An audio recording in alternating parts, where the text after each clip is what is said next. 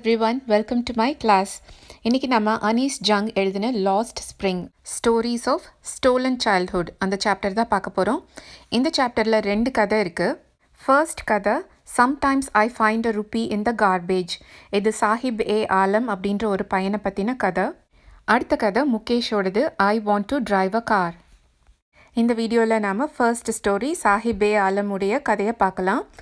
இந்த 2 கதைகள்லையுமே எப்படி நம்மளோட இந்தியாவில் ரொம்ப பாவர்ட்டி அதிகமாக இருக்குது, எப்படி சில குழந்தைகள் ரொம்ப ரொம்ப மோசமான நிலையில் இருக்காங்க, இதை பற்றியெல்லாம் அனீஸ் ஜங் இந்த கதைகளில் நமக்கு சொல்லியிருக்காங்க. இந்த கதையில் வர்ற சாஹிபே ஆலம் மாதிரியும் முகேஷ் மாதிரியும் லட்சக்கணக்கான கோடிக்கணக்கான குழந்தைகள் இந்தியாவில் வாழ்ந்துட்டு தான் இருக்காங்க. இவங்களெல்லாம் நம்ம அன்றாட வாழ்க்கையில் பார்த்துருப்போம். ஆனால் அவங்களோட லைஃப் எப்படி இருக்குன்றத அனீஸ் ஜங் இந்த கதையில் நமக்கு புரிய வைக்கிறாங்க. இப்போ நாம் இந்த கதையை பார்க்கலாம். Sometimes I find a rupee in the garbage. Why do you do this? I ask Sahib, who I encounter every morning scrounging for gold in the garbage dumps of my neighborhood. Author தினமும் சாஹிப் அப்படின்ற பையன் குப்பையை தோண்டிகிட்டே இருக்கிறத பார்த்துட்ருக்காங்க. அவன் எப்போவுமே ஸ்க்ரவுஞ்சிங் for gold அப்படின்னா குப்பைக்குள்ளே எதையோ தேடிகிட்டே இருக்கான். கோல்டுனா இங்கே ரியல் கோல்டு கிடையாது, அவனுக்கு தேவையான ஏதோ ஒன்று, அவனால் விற்று காசாக்கக்கூடிய ஒரு விஷயம், அதனால் அவனுக்கு சாப்பாடு வாங்குறதுக்கோ இல்லை ஏதோ வாங்குறதுக்கு உபயோகப்படக்கூடிய ஒரு விஷயம். அவன்கிட்ட போய் நீ இதை ஏன் பண்ணுற அப்படின்னு கேட்குறாங்க. ஏன்னா அவன் டெய்லி காலையில் அவங்க வீட்டு பக்கத்தில் இதே வேலையை தான் செஞ்சிட்ருக்கான். Sahib left his home long ago. Set amidst the green fields of Dhaka, his home is not even a distant memory. There were many storms that swept away their fields and homes, his mother tells him. இப்போ author நமக்கு சாஹிப்பை பற்றி கொஞ்சம் சொல்கிறாங்க. சாஹிப்பும் அவங்க குடும்பமும் ரொம்ப வருஷத்துக்கு முன்னாடியே தாக்காலேருந்து இந்தியாவுக்கு வந்திருக்காங்க. தாக்காங்கிறது பங்களாதேஷோட கேபிட்டல். தாக்காவில் இருந்த அவனோட வீடு பச்சை வயல்களுக்கு நடுவில் இருந்தது. அதை விட்டுட்டு இப்போ இங்கே வந்துட்டாங்க. அந்த வீடு எப்படி இருந்ததுன்ற ஞாபகம் கூட இப்போ சாஹிப்க்கு இல்லை. நிறைய தடவை புயல் வந்ததுனால அவங்க அங்கே இருந்த வீடும் வயலும் சேதமாயிடுச்சு. இதெல்லாம் கூட அவங்க அம்மா சொல்லி தான் அவனுக்கு தெரியும். That's why they left, looking for gold in the big city where he now lives. அவங்க ஊரில் எல்லாமே போயிடுச்சு, பிழைக்கிறதுக்கு வழி இல்லைன்னு சொல்லி இந்த மாதிரி ஒரு பெரிய சிட்டிக்கு வந்திருக்காங்க. லுக்கிங் ஃபார் கோல்டு அப்படின்னா ஒரு ஆப்பர்ச்சுனிட்டி தேடி வந்திருக்காங்க, எங்கேயாவது எப்படியாவது வந்து பிழைச்சிக்கலாம் அப்படின்ட்டு. I have nothing else to do, he mutters looking away. அவங்க கேள்வி கேட்டாங்க இல்லையா, ஏன் இப்படி பண்ணுற அப்படின்ட்டு. அதுக்கு அவன் இப்போ பதில் சொல்கிறான், எனக்கு செய்கிறதுக்கு வேறு எதுவுமே இல்லை அப்படின்றான். மட்டர்ஸ் அப்படின்னா ரொம்ப லோ வாய்ஸில் பேசுகிறது.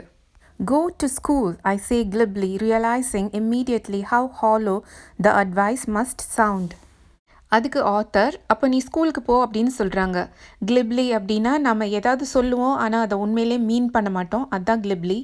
அட்வைஸ் பண்ணிடுறாங்க, ஆனால் அட்வைஸ் பண்ணதுக்கப்புறம் தான் அவங்களுக்கு என்ன ஒரு பிரயோஜனமே இல்லாத ஒரு அட்வைஸ் பண்ணியிருக்கோன்னு புரியுது. There is no school in my neighborhood. When they build one, I will go. If I start a school, will you come? I ask, half joking. Yes, he says, smiling broadly. இப்போ அவங்க 2 பேரும் ஜாலியாக பேசிக்கிறாங்க. சாஹிப் சொல்கிறான், என்னோட வீட்டு பக்கத்தில் ஸ்கூலே இல்லை, ஸ்கூல் கட்டினோடனே நான் ஸ்கூலுக்கு போயிடுவேன் அப்படின்னு சொல்கிறான். அதுக்கு ஆத்தர் சொல்கிறாங்க, நான் ஸ்கூல் ஸ்டார்ட் பண்ணேன்னா வந்து சேருவியா அப்படின்னு கேட்குறாங்க. அதுக்கு சாஹிப் சிரிச்சுக்கிட்டே கண்டிப்பா அப்படின்னு சொல்கிறான். A few days later, I see him running up to me.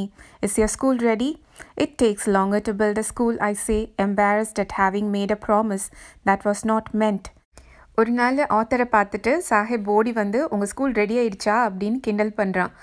அதுக்கு ஆத்தரும் ஒரு மாதிரி சங்கடப்பட்டுட்டு சமாளிச்சுட்டே ஸ்கூல் கட்டணுன்னா ரொம்ப நாள் ஆகும் அப்படின்னு சொல்கிறாங்க.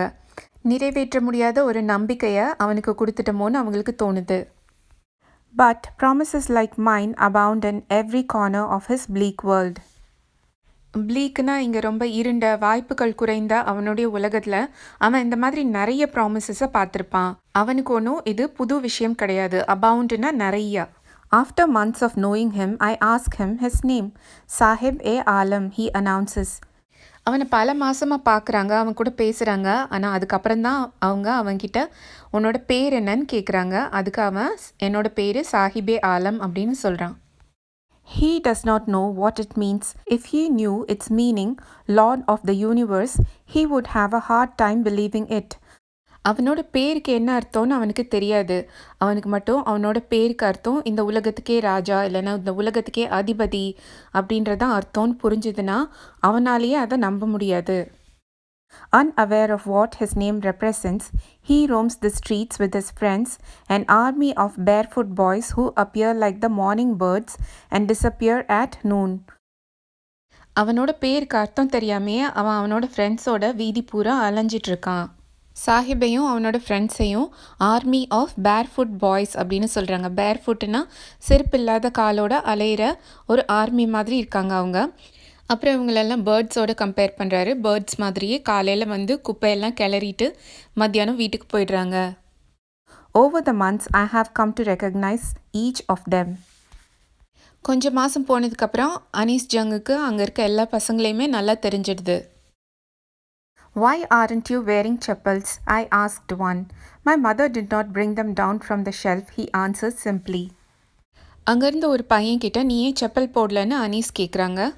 அதுக்கு அவன் ரொம்ப கிண்டலாக எங்கள் அம்மா எங்கள் வீட்டு அலமாரியிலேருந்து என்னோட செப்பலை எடுத்து கொடுக்கல அதனால தான் அப்படின்னு சொல்கிறான். Even if she did, he will throw them off, adds another who is wearing shoes that do not match.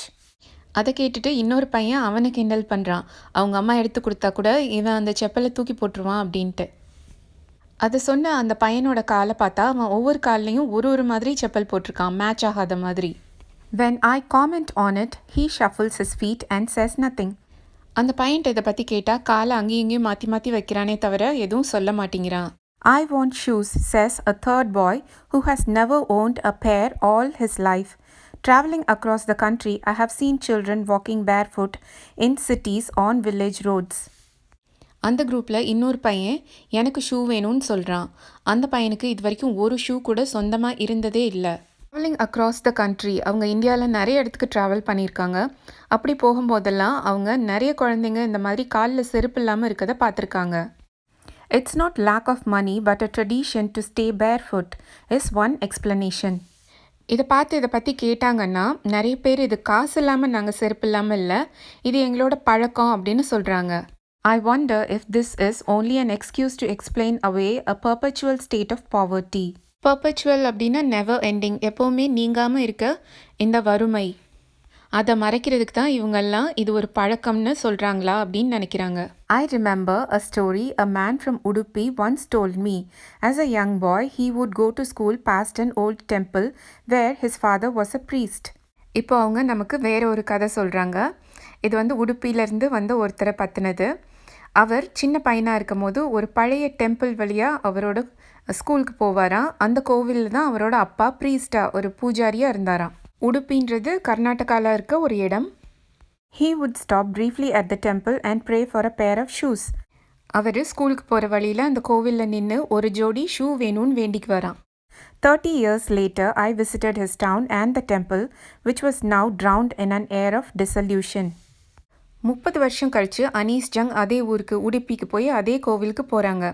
இப்போ அந்த கோவில் ரொம்ப பழசாகி யாருமே இல்லாமல் கொஞ்சம் பாழடைஞ்ச மாதிரி ஆயிடுச்சு. In the backyard where lived the new priest, there were red and white plastic chairs. ப்ரீஸ்ட்டுக்கெல்லாம் பின்னாடி அவுட் ஹவுஸ் மாதிரி கட்டி கொடுத்துருப்பாங்க இல்லையா, அதில் இப்போ ஒரு புது ப்ரீஸ்ட் இருக்காரு. அந்த வீட்டுக்கு வெளியில் red colour white colour plastic சேர்லாம் இருக்குது. A young boy dressed in a grey uniform, wearing socks and shoes, arrived panting and threw his school bag on a folding bed. அப்போது ஒரு சின்ன பையன் வரான். அவன் கிரே யூனிஃபார்ம் போட்டிருக்கான், சாக்ஸ் ஷூலாம் போட்டிருக்கான். அரைவ்ட் பேண்டிங் அப்படின்னா மூச்சு வாங்கிட்டே வரான். அவன் வந்து அவனோட ஸ்கூல் பேக்கை அங்கே இருக்க ஃபோல்டிங் பெட்டில் தூக்கி எறிகிறான். Looking at the boy, I remembered the prayer another boy had made to the goddess when he had finally got a pair of shoes. Let me never lose them. ஏற்கனவே ஒரு பையனை பற்றி சொன்னாங்க இல்லையா, ஷூ வேணும்னு வேண்டிட்ட பையன். அவனுக்கு ஷூ கிடச்சதுக்கப்புறம் அவன் ரெண்டாவது வேண்டுதல் என்ன தெரியுமா? இந்த ஷூ எப்போவுமே தொலைஞ்சு போகக்கூடாதுன்னு வேண்டிக்கிட்டானா. The goddess had granted his prayer.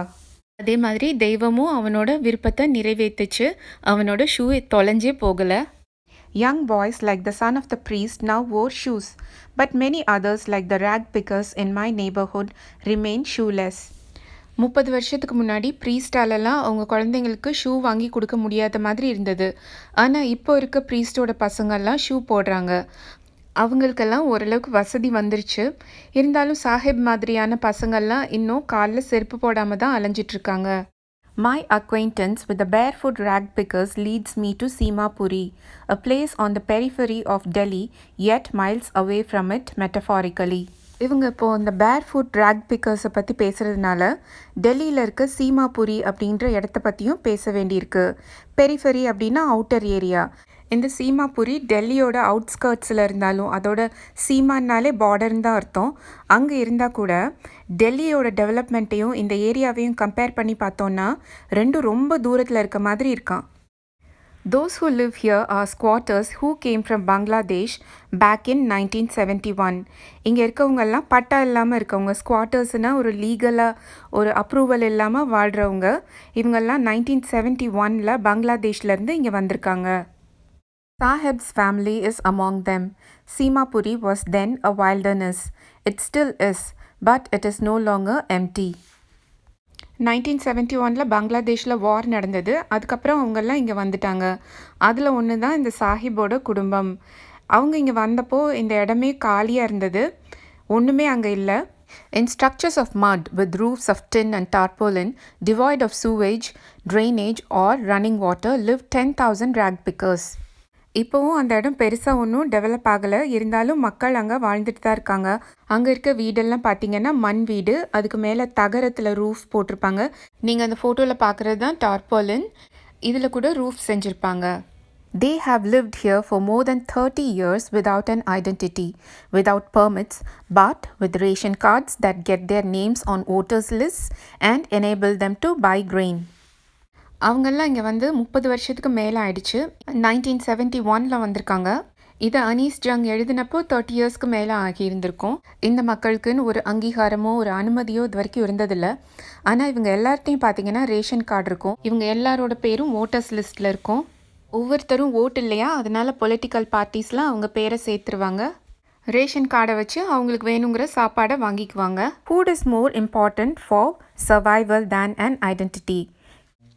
சாப்பாடு தானே முக்கியம், நம்மளோட அடையாளம் நம்மளோட ஐடென்டிட்டியாக முக்கியம். If at the end of the day we can feed our family and go to bed without an aching stomach, we would rather live here than in the fields that gave us no grain, says a group of women in tattered saris when I asked them why they left their beautiful land of green fields and rivers. Anees Jung அந்த சீமாபுரியில் இருக்க கொஞ்சம் ladies கிட்ட பேசுகிறாங்க. அவங்கெல்லாம் ரொம்ப நஞ்சு போன சேலை கட்டிகிட்ருக்காங்க. அவங்கக்கிட்ட ஏன் உங்களோட அந்த அழகான வயல்களையும் நதிகளையும் விட்டுட்டு இங்கே வந்து கஷ்டப்படுறீங்க அப்படின்னு கேட்டாங்கன்னா, ஒரு நாள் முடியும் போது நம்ம குடும்பத்தில் இருக்கவங்களுக்கெல்லாம் பசியார சாப்பாடு போட்டு பசியே இல்லாத வலிக்காத வயிறோட நம்மெல்லாம் தூங்க போகணும். எங்களுக்கு கொஞ்சம் கூட அறுவடையே இல்லாத அந்த நிலங்களில் நாங்கள் வாழ்கிறத விட இங்கேயே இருந்துருவோம் அப்படின்னு சொல்கிறாங்க. Wherever they find food, they pitch their tents that become transit homes. எங்கே அவங்களுக்கு சாப்பாடு கிடைக்குதோ அங்கே அவங்களோட டென்ட்டை போட்டுறாங்க, டேரா போட்டுறாங்கன்னு தமிழில் சொல்லுவோம். டிரான்சிட்னா ஒரு இடத்துலேருந்து இன்னொரு இடத்துக்கு போகிறது. இங்கே வந்து ஒரு டெம்ப்ரரி ஹவுஸ் மாதிரி. Children grow up in them, becoming partners in survival. And survival in Simapuri means rag picking. இங்கேயே பிறந்து வளர்கிற குழந்தைங்களும் அவங்க அப்பா அம்மா கூட சேர்ந்து வேலை பார்த்து எப்படியோ பொழைச்சிக்கணும்னு நினைக்கிறாங்க. Through the years, it has acquired the proportion of a fine art. Garbage to them is gold. It has their daily bread, a roof over their heads, even if it is a leaking roof. But for a child, it is even more. சீமாபுரியில் பிழைக்கிறதுனா rag picking தான், அதாவது குப்பை பொறுக்கிறது தான். இத்தனை வருஷத்தில் இந்த குழந்தைங்க அந்த ரேக் பிக்கிங் ஆர்ட்டில் ரொம்ப தேர்ந்துட்டாங்க. அவங்கள பொறுத்த வரைக்கும் குப்பைங்கிறது தங்கம் மாதிரி. அதிலிருந்தால் அவங்களுக்கு தினம் சாப்பாடு கிடைக்கிது. அதுதான் அவங்களுக்கு தலைக்கு மேலே ஒரு கூரையை கொடுக்குது. அது ஒரு ஒழுகிற கூரையாக இருந்தாலும் சரி. ஆனால் ஒரு குழந்தைக்கு இது மட்டும் போதாதே. I sometimes find a rupee, even a 10 rupee note, says Sahib, his eyes lighting up. எனக்கு சில சமயம் 1 ரூபா கிடைக்கும், சில சமயம் 10 ரூபா கிடைக்கும் அப்படின்னு சாஹிப் ஆத்தர் கிட்ட சொல்கிறான். அதை சொல்லும் போதே அவனோட கண்ணில் எல்லாம் வெளிச்சம் தெரியுது. When you can find a silver coin in a heap of garbage, you don't stop scrounging, for there is hope of finding more. இங்கே சில்வர் காயின்னா சாதாரண காயின் தான். ஒரு தடவை குப்பைக்குள்ளேருந்து இந்த மாதிரி சில்வர் காயின் கிடச்சிருச்சுன்னா நீங்கள் ஸ்டாப் பண்ண மாட்டீங்க. உங்களுக்கு அதிக நம்பிக்கை வந்துடும். இன்னும் நிறைய கிடைக்கும்னு அந்த குப்பையை தோண்டிகிட்டே இருப்பீங்க. It seems for children, garbage has a meaning different from what it means to their parents. For the children, it is wrapped in wonder. For the elders, it is a means of survival. குப்பைன்றது பெரியவங்களுக்கு ஒரு மாதிரி, சின்ன குழந்தைங்களுக்கு ஒரு மாதிரி. குழந்தைங்களை பொறுத்த வரைக்கும் அது ஒரு அதிசயமான பொருள். பெரியவங்களை பொறுத்த வரைக்கும் அது ஒரு பணம் சம்பாதிக்கும், பிழைத்து கொள்வதற்கான ஒரு வழி. One winter morning, I see Sahib standing by the fenced gate of the neighborhood club, watching two young men dressed in white playing tennis. டெல்லியிலலாம் ரொம்ப குளிரும் இல்லையா, அந்த மாதிரி ஒரு வின்டர் மார்னிங்கில் சாஹிப்பை ஆத்தர் பார்க்குறாங்க. அவன் ஒரு கிளப்புக்கு வெளியில் நின்றுட்டுருக்கான். அந்த கிளப்புக்குள்ளே 2 பேர் ஒயிட் கலர் ட்ரெஸ் போட்டுட்டு டென்னிஸ் விளாண்டுட்ருக்காங்க. டென்னிஸ் விளையாடுறவங்க 2 பேரும் ரொம்ப யங்காக இருக்காங்க. I like the game, he hums, content to watch it standing behind the fence. I go inside when no one is around, he admits. The gatekeeper lets me use the swing. Sahib author கிட்ட எனக்கு இந்த விளையாட்டு ரொம்ப பிடிக்கும் அப்படின்னு சொல்கிறான். அவனுக்கு இந்த விளையாட்டை வேலிக்கு இந்த பக்கம் இருந்து பார்க்குறதே திருப்தியாக இருக்குது. யாரும் இல்லாதப்போ நான் உள்ளே போவேன். அங்கே இருக்க கேட் கீப்பர் என்னைய உள்ளே போய் அங்கே இருக்க ஊஞ்சலை யூஸ் பண்ண விடுவார் அப்படின்னு சொல்கிறான். Sahib too is wearing tennis shoes that look strange over his discolored shirt and shorts. Sahib கூட டென்னிஸ் ஷூஸ் போட்டிருக்கான். ஆனால் அது அவனோட ஷர்ட்டுக்கும் ஷார்ட்ஸுக்கும் சம்மந்தமே இல்லாமல் இருக்குது. அவனோட சட்டையில் இருக்க கலர்லாம் மங்கி போயிருக்கு.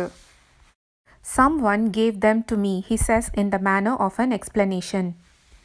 The fact that they are discarded shoes of some rich boy who perhaps refused to wear them because of a hole in one of them does not bother him. யாரோ எனக்கு இந்த ஷூவை கொடுத்தாங்க அப்படின்னு சாஹிப் சொல்கிறான். அந்த ஷூவில் ஒரு ஓட்டை இருக்குது. யாரோ ஒரு பணக்கார பையன் ஓட்டை இருக்க ஷூவை போட மாட்டேன்னு சொன்னதுனால அவனுக்கு வேணான்றதுனால அதை சாஹிப்க்கு கொடுத்துட்டாங்க போல இருக்கு. ஆனால் சாஹிப் அதை பற்றியெல்லாம் கவலைப்படலை. For one who has walked barefoot, even shoes with a hole is a dream come true. இது வரைக்கும் ஷூவே போடாத ஒருத்தனுக்கு ஓட்ட ஷூங்கிறது கனவு நிஜமான மாதிரி. But the game he is watching so intently is out of his reach. அவன் என்ன தான் டென்னிஸ் ஷூ போட்டாலும் அவன் இவ்வளவு ஆர்வமாக பார்த்துட்ருக்க அந்த டென்னிஸ் விளையாட்டு என்றைக்குமே அவனால் விளையாட முடியாது. This morning, Sahib is on his way to the milk booth. In his hand is a steel canister. அன்றைக்கி காலையில் சாஹிப் மில்க் பூத் பக்கமாக போயிட்டுருக்கான். அவன் கையில் ஒரு ஸ்டீல் கேனிஸ்டர், ஒரு ஸ்டீல் தூக்கு இருக்குது. I now work in a tea stall down the road, he says, pointing in the distance. கொஞ்சம் தூரத்தில் இருக்க டீ கடையை காமிச்சு இப்போ நான் அங்கே வேலை பார்க்குறேன் அப்படின்னு சொல்கிறான். I am paid 800 rupees and all my meals. எனக்கு 800 ரூபாய் சம்பளம் கொடுத்து சாப்பாடும் கொடுக்குறாங்கன்னு சொல்கிறான். Does he like the job? I ask him. His face, I see, has lost the carefree look. உனக்கு இந்த வேலை பிடிச்சிருக்கா அப்படின்னு ஆத்தர் அவனை பார்த்து கேட்குறாங்க. முன்னாடிலாம் அவனை பார்த்தா அவன் முகத்தில் எந்த கவலையுமே தெரியாது. இப்போ அப்படி இல்லை. The steel canister seems heavier than the plastic bag he would carry so lightly over his shoulder. அவன் இப்போ கையில் வச்சுருக்க அந்த ஸ்டீல் கேனிஸ்டர் அவனுக்கு ஒரு பாரமாக இருக்க மாதிரி ஆத்தருக்கு தோணுது. அவன் அந்த பிளாஸ்டிக் பேக் எடுத்துகிட்டு குப்பை பொறுக்கிட்டு இருந்தப்போ கூட அவன் சந்தோஷமாக இருந்த மாதிரி அவங்களுக்கு இருக்குது. The bag was his. The canister belongs to the man who owns the tea shop. ஏன்னா முன்னாடி அவன் வச்சுருந்த அந்த பிளாஸ்டிக் பேக் அவனோடது. இப்போ அவன் கையில் இருக்க இந்த கேனிஸ்டர், இந்த தூக்கு அவன் வேலை பார்க்குற அந்த கடை முதலாளியோடது. Sahib is no longer his own master. Sahib முன்னாடி குப்பை பொறுக்கிட்டு இருந்தால் கூட தனக்கு என்ன பிடிக்குதோ அதை செஞ்சுட்டு சந்தோஷமாக இருந்தான். இப்போ அப்படி இல்லை. அவன் இன்னொருத்தரோட கட்டுப்பாட்டுக்கு கீழே வந்துட்டான். இந்த கதை உங்கள் எல்லாருக்கும் ரொம்ப நல்லா புரிஞ்சிருக்கும்னு நம்புகிறேன். For more such videos, hit the subscribe button, keep the bell icon on, like the video and share the video with your classmates. See you in next class.